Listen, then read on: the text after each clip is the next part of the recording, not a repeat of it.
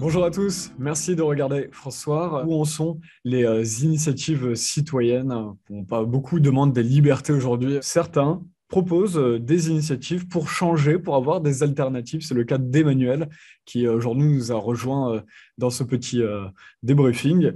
Emmanuel, vous invitez le samedi 29 janvier prochain à 14 heures. C'est près de La Roche-sur-Yon, je crois. Vous avez une initiative locale. Est-ce que vous pouvez nous en parler? C'est en Vendée.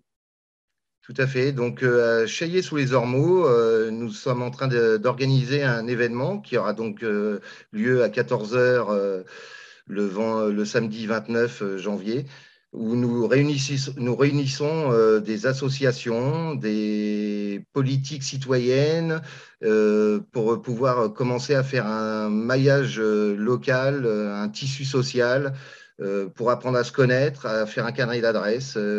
Et aussi insuffler l'idée à nos peut-être éventuels futurs candidats ou futurs élus d'avoir un dialogue entre associations et représentants politiques.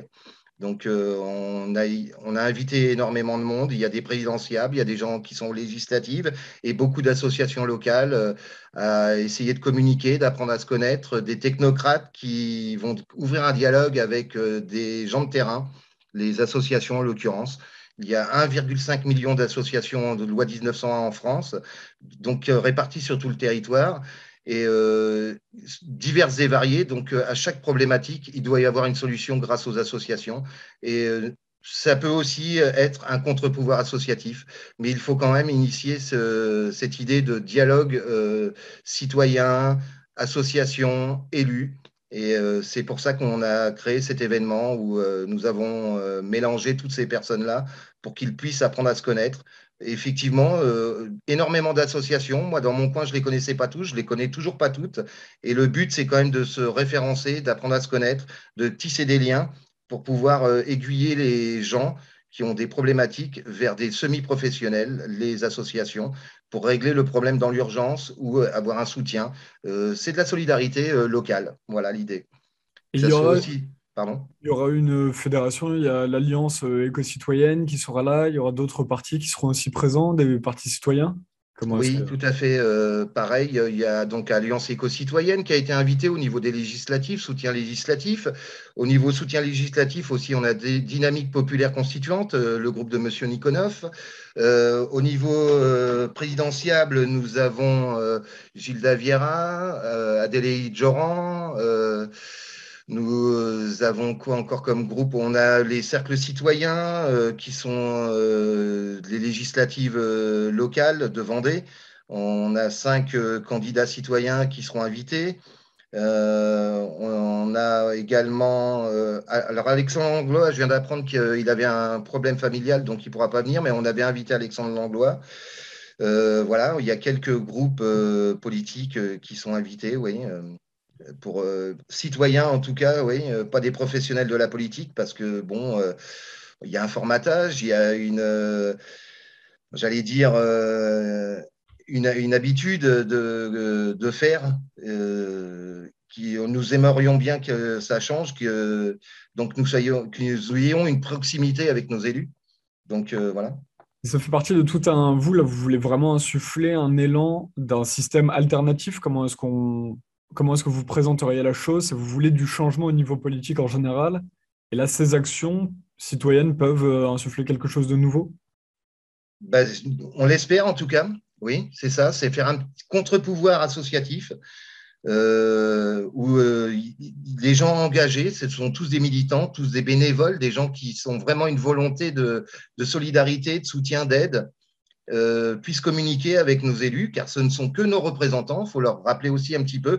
Je pense que certains ont oublié que la tire d'ivoire, ils devraient en redescendre un petit peu, et que la proximité est la solution. Donc, il faut insuffler cette idée. Ouais, il y a ce meeting, donc on a appelé ça un meeting, hein, c'est une assemblée populaire, mais qu'on a appelé meeting pour des raisons d'actualité. Il sera beaucoup plus simple de se réunir grâce au mot meeting. Encore quelque chose qui est assez hallucinant. Il y a des gens, ils sont dans la politique, ils ont le droit de se réunir, et des citoyens n'auraient pas le droit. Ok, bon, voilà. Donc on a appelé ça un meeting, et cette idée commence à vraiment fédérer parce que on a 7 régions qui nous proposent d'organiser le même système de meeting dans les prochains jours là. Donc 7 régions, D'autres ça fait sur organisateurs, les 13, c'est pas mal. d'autres organisateurs partout en France qui voudraient reprendre cette initiative. Ouais, voilà, ouais, oui, qui trouvent l'initiative assez intéressante. Donc on a la ville de Blois qui est intéressée, la ville de Lille, la ville de Pau, la ville de Dax. On a la ville de Rennes aussi qui est intéressée. Et là, en Savoie, on vient d'avoir un contact aussi en Savoie qui serait intéressé d'organiser un tel meeting pour continuer en proximité de cette initiative et c'est répertorier aussi, apprendre à se connaître vraiment localement. Donc, ils trouvent ça une bonne initiative et ils vont s'accaparer ce mouvement, cette idée de leur côté. Bien sûr, on les aidera selon nos moyens. Bah, Donc, si ça peut aider après cet entretien, il y aura un petit article qui viendra avec ce débriefing. On pourra également mettre vos coordonnées si d'autres aussi seraient ravis de travailler avec ce type d'initiative. tout Il y a à fait, d'autres- avec plaisir. Justement, là, on est là dans le soutien. Enfin, les égos tombent aussi. Il y a des groupes qui, depuis quelques années, avaient du mal à ouvrir leur carnet d'adresses. Et là, acculés hein, au pied du mur, vu les conjonctures actuelles ça commence à diminuer les égos, à se rendre compte qu'il va falloir que tout seul, on ne peut pas arriver à grand-chose. Mhm. Donc, ils nous ont ouvert leur carnet d'adresses, ils nous aident. Donc, je suis un des organisateurs sur la Vendée, hein, mais on est très, très nombreux en vérité. Localement, j'ai des coups de téléphone journaliers pour nous demander qu'est-ce qu'on peut faire pour nous aider, quoi. D'accord. Des gâteaux, des propositions de prêts de stand, voilà, c'est hallucinant. Les gens s'approprient cet événement, d'ailleurs. C'est leur événement. Hein. Ils ont bien raison de se l'approprier. Et donc, maintenant, au niveau national, j'ai aussi des appels pour organiser ailleurs. Donc, finalement, il y a une demande. On est dépassé nous-mêmes par les événements. C'était une idée comme ça qu'on avait lancée locale. Et finalement, elle va certainement se développer au niveau national. Et alors, c'est très intéressant ce que vous avez dit sur les égotombes, parce que je sais que vous en avez marre qu'il y ait beaucoup de groupes qui se créent en général, vous voulez d'autres trucs. Mais juste avant de ça, du coup, j'aimerais savoir qu'est-ce que voilà, les gens vont pouvoir faire la samedi. Donc, concrètement, ils viennent vous voir à partir de 14 heures. Donc, il y a la manif le matin à La Roche-sur-Yon. Oui. L'après-midi, du coup, qu'est-ce qu'ils vont pouvoir faire justement dans ce rassemblement, dans ce meeting? Est-ce qu'ils vont pouvoir être actifs? Comment est-ce que ça va se passer? Alors justement, oui. Donc là, c'est une première prise de contact déjà pour apprendre à se connaître, savoir qu'il y a des associations qui existent. Et après, au niveau département, on organise une assemblée dans la foulée qui Mhm. sera. Alors c'est prévu à Saint-Gilles normalement. Il y a un groupe qui se propose de réunir les associations. Là, ça sera que du local pour justement essayer de voir quelles actions ils proposent, quel soutien ils ont besoin. Donc là, ça sera une discussion locale pour justement engendrer des actions, peut-être résoudre des problèmes. Là, on a aussi des coups de téléphone de gens qui ont des problèmes et qui nous demandent si on n'a pas une possibilité de les aider, une solution. Et justement, le 29, ils auront des réponses parce que là, je pense à une dame qui vient de nous appeler ce matin qui a ses enfants qui sont avocats non vaccinés qui ne peuvent plus rentrer dans le tribunal, donc qui ne peuvent plus travailler. Donc, on va essayer de leur trouver une solution au niveau peut-être d'un emploi dans des associations.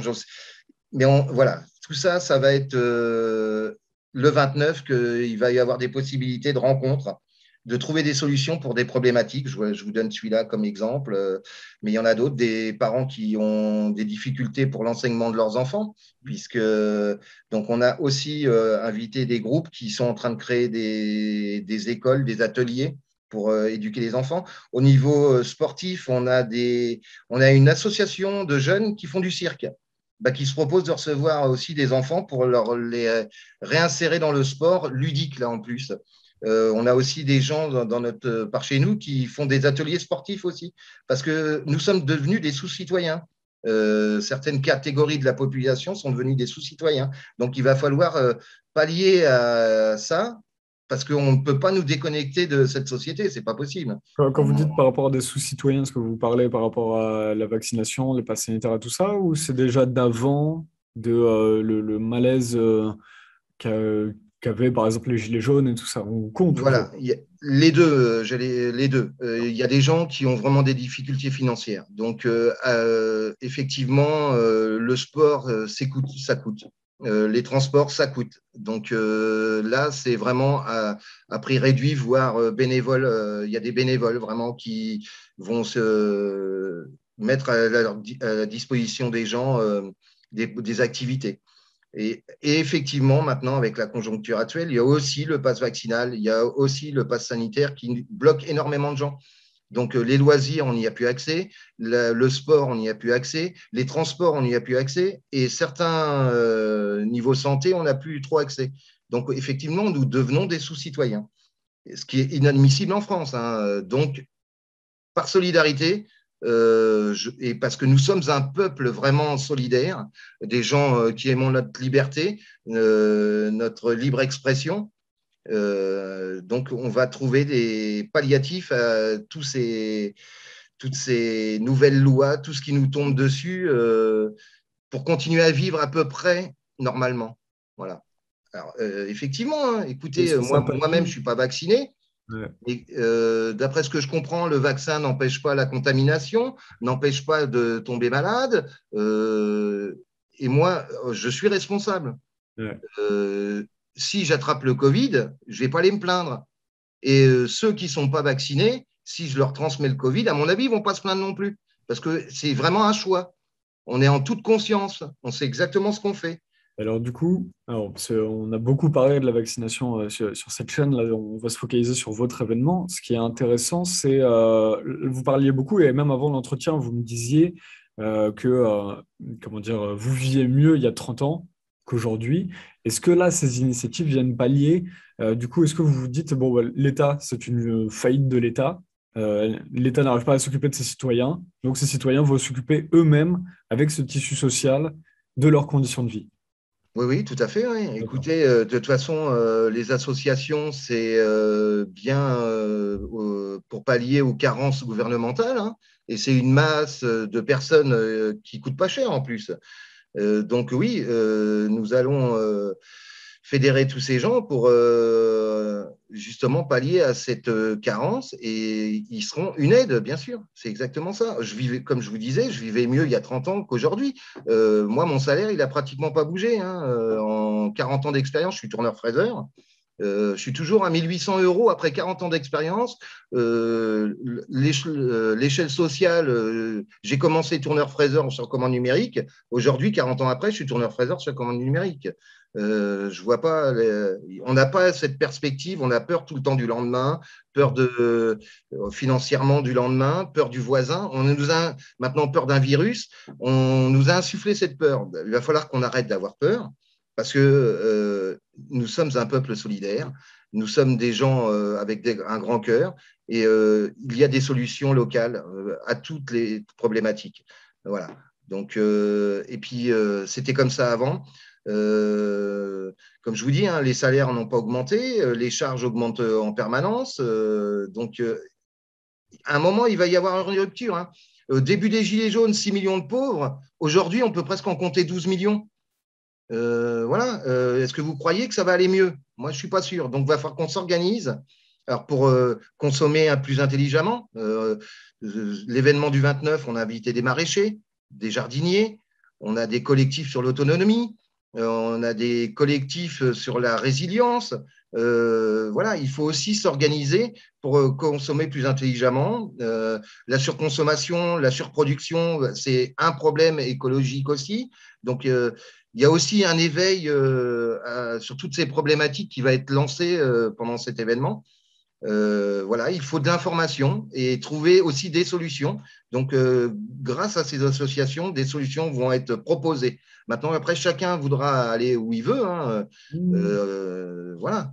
Après, ça sera libre à chacun d'estimer si cette solution leur convient et s'ils veulent s'impliquer dans cette solution. Voilà. Donc, du coup, vous parliez tout à l'heure que vous venez, vous êtes tourneur-fraiseur à la base et avant d'être organisateur et tout ça. Est-ce qu'aujourd'hui, vous êtes, vous appelez justement tout le monde? Il n'y a pas que les politiciens ou qui peuvent organiser ces initiatives ou tout ça.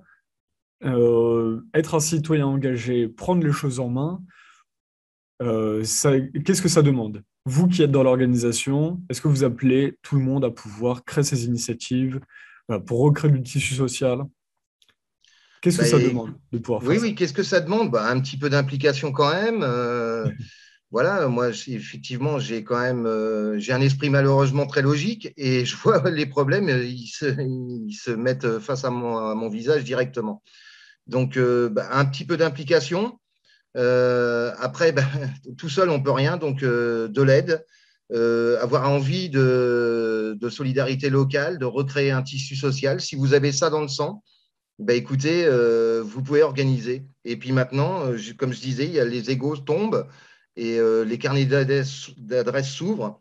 Et s'il y a besoin d'un coup de main, et ben, on est là pour et on va se fédérer en solidarité. Et voilà, et il faut que tout le monde se prenne en charge. Nous sommes tous des acteurs de notre vie quotidienne, voilà, même politique.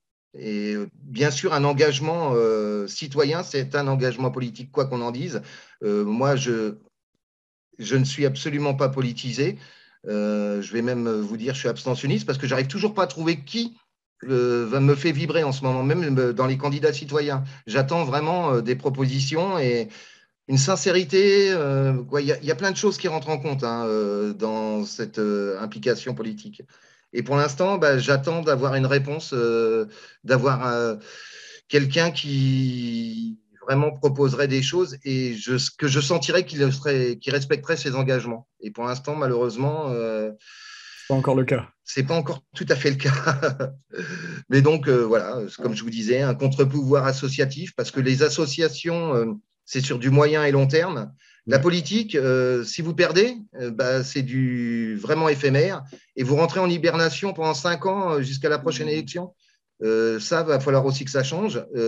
Si vous êtes impliqué pour les élections, soyez impliqué sur toute l'année. Ça serait pas mal. Donc, ça aussi, on va essayer d'insuffler cette idée qu'une fois qu'on est lancé, on ne s'arrête plus et on travaille vraiment au quotidien. Et vraiment, c'est tellement facile en local de s'organiser. Voilà. Donc, Emmanuel, merci d'avoir été avec nous et de nous avoir ben, parlé avec de grand ce plaisir. projet. Merci à vous de nous avoir donné une visibilité sur cet événement. Et j'espère que vous en aurez d'autres, des interviews dans ce genre-là, parce que les citoyens s'approprient cette idée. Après, qu'elle soit un peu différente, c'est déjà essayer de créer des assemblées départementales avec les associations, avec des élus si vous y arrivez. Et voilà, bien sûr, vous pouvez donner mon contact. Et si on peut vous aider, ça sera avec un immense plaisir. Ce n'est pas un groupe supplémentaire, hein, c'est juste vraiment là, c'est vraiment du bien commun. Oui, c'est ce qu'on a oublié de dire. Vous me dites hein, si on a oublié des détails, mais c'est vrai que il faut préciser que justement, vous ne faites pas partie d'un mouvement spécifique, enfin, qui va peut-être se créer, mais ou d'un collectif. Là, justement, vous voulez fédérer, vous êtes juste quelques citoyens qui se sont rassemblés pour fédérer d'autres groupes et associations, justement. Tout à fait, ouais. Là, c'est pas un groupe supplémentaire, hein, c'est une Euh, initiative, un événement. Et si on peut aider, ça sera de l'aide, c'est tout. Après, chacun sera autonome, chacun fera comme il veut. Et c'est juste, si vous pensez que c'est une bonne démarche de réunir et d'apprendre à connaître toutes les associations de votre département ou en local, essayez d'initier cet événement par chez vous. Et je vous dis, si vous avez besoin d'un coup de main, bah maintenant, les groupes ouvrent leur carnet d'adresses, des groupes fédérés ouvrent leur carnet d'adresses et sont prêts à aider, mais sans chapeauter, sans dire rejoignez-nous, c'est fini ça. Nous sommes tous acteurs, nous avons tous déjà des groupes, les associations existent déjà. Appuyons-nous sur l'existant au lieu d'essayer de créer quelque chose. Voilà. Et voilà, maintenant, ce que je vous disais aussi, c'est une seule personne n'arrive à rien. Et nous sommes une hydre, nous sommes 67 millions d'acteurs de notre vie. Voilà. Et il faut que ça tourne, il ne faut pas que ça soit toujours les mêmes et que tout le monde soit impliqué. Personne n'est mis sur le bas-côté. Voilà. Nous sommes une unité, donc une nation. Et là, on revient au mot nation, une unité. Nous voulons faire l'unité, sans oublier personne. Alors, on commence par la majorité, c'est une évidence. Ensuite, on fait la minorité. Et après, on s'occupe des cas particuliers. Mais n'oublions pas ni la minorité, ni les cas types particuliers. Voilà, on redonne cette individualité personnelle de l'être humain. Nous sommes tous des êtres humains à part entière, souverain. Nous sommes tous égaux. Nous avons tous une valeur dans ce monde. Voilà. C'est ce que nous voulons insuffler, quoi. Voilà. On espère que le message passera très bien samedi prochain. Ce sera le samedi 29 janvier. Il y aura tous les détails de toute manière avec un article qui accompagne ce débriefing. Il doit être en dessous de cette vidéo. Normalement, peu importe la plateforme sur laquelle vous la regardez. Emmanuel, bon courage. Donc, vous retrouverez toutes les coordonnées d'Emmanuel.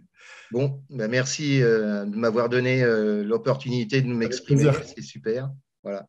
Merci Je, encore. je pense. On sent que ça bouge en ce moment. Ça bouge pas mal, énormément.